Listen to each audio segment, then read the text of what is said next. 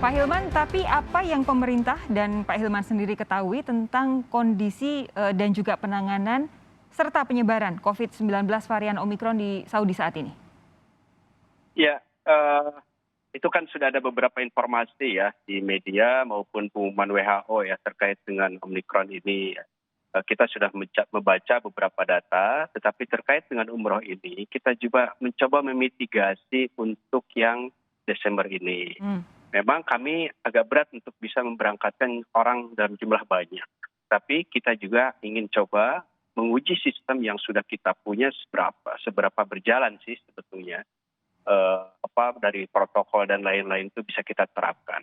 Yang kedua, kami juga melakukan studi. Coba melihat apa yang terjadi dengan negara tetangga, kemudian juga apa yang terjadi di situasinya di Saudi seperti apa. Info dari konjen juga kita dapatkan, bahkan dari kedutaan besar Saudi juga kita dapatkan. Kita coba itu jadikan pertimbangan untuk melihat mungkinkah jumlah kecil ya yang mencoba menerapkan sistem itu yang mereka akan menjadi pembelajaran bagi kelompok yang lebih besar di tahun depan. Itu bisa jalankan saat ini. Nah, kira-kira situasinya saat ini seperti itu. Jadi kita coba mitigasi semuanya, Mbak. Oke, Pak Hilman tadi sudah menjelaskan. Pak Farid, apakah Anda sudah cukup teryakinkan dengan upaya pemerintah bahwa memang pemerintah serius loh? Kita mau coba dulu untuk kirim sedikit supaya bisa jadi gambaran kalau nanti ingin mengirim lebih banyak lagi jemaah. Kami mendukung tentunya upaya pemerintah. Namun terkadang masyarakat ini juga kan menerima informasi langsung dari Saudi. Ya. Terkait dengan bahwasannya Saudi siap, bahkan ketentuan Saudi makin membaik. Hal ini dibuktikan yang kemarin hanya sekamar berdua, sekarang sudah sekamar berempat. Ya, terus untuk kapasitas Masjidil Haram juga sudah diperluas. Nah, ini juga perlu diimbangi dan menjadi kajian pemerintah mungkin. Artinya mengarah ke sana itu sudah lebih mudah. Tentunya pemerintah juga seiring dengan dibukanya Saudi yang makin membaik, pemerintah dukungannya juga makin besar terhadap kita. Oke, tapi menurut Anda langkah seperti tadi itu cukup atau tidak? Ya kami berharap sih karena 23 ini tanggal yang sudah ditunggu-tunggu dan disepakati, kami berharap tetap direalisasikan dalam jumlah kecil. Kita siap mematuhi ketentuan apa yang diberikan oleh pemerintah Arab Saudi terkait dengan prokes dan juga pemerintah Indonesia tentunya. Ya, tapi Pak Hilman ini pertanyaan terakhir.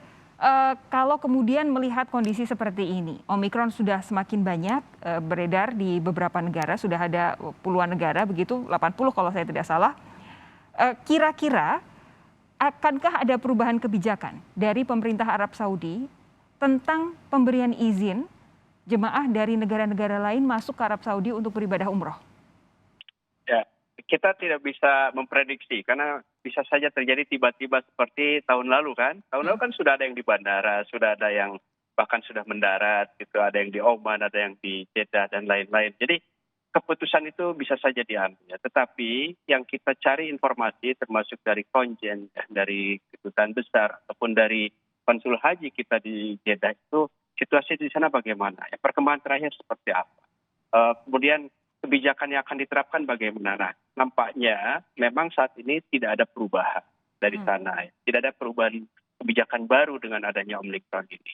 Masuk ya informasi mungkin dari kedutaan Saudi Arabia juga diinformasikan kepada konjen kita atau ke konsul haji kita, ya belum ada kebijakan apa-apa. Nah ini kan jadi bahan pertimbangan, Pak.